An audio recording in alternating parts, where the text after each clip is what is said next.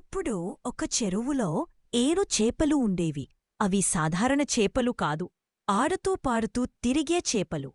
రోజు ఉదయం అవన్నీ వరుసగా నిలబడి ఓ ఓ నీళ్ల చల్లగా ఉన్నాయా అని ఒక్కటి అడిగేది.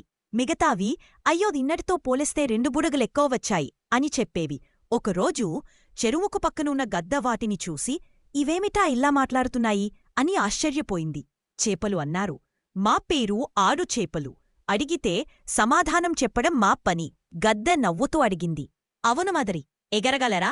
చేపలు అన్నారు, నీళ్ళో మేమెగురుతాం. నీళ్లు తీసేస్తే మేమే పక్షులు. ఇది విని గద్దకే మాట రాలేదు. చివరకు అది చెప్పింది, సరే నీళ్ళనుంచి బయటకురా, నిజం చెప్తావా? చేపలు నవ్వుతూ సమాధానమిచ్చాయి, అదీ కాదమ్మా, అప్పుడు కథ ముగిసిపోతుంది కదా.